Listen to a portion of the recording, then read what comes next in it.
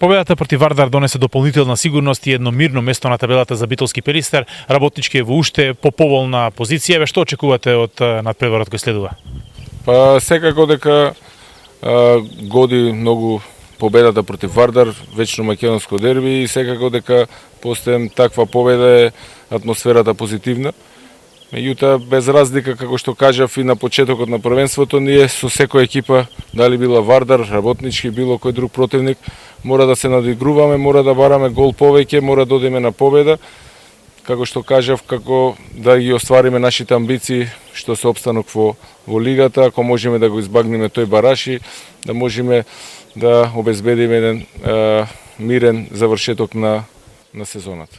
Претходните два надпревари со Работнички беа релативно тврди, со мал број на голови, само еден на два одиграни надпревари. Очекувате ли таков дуел утре?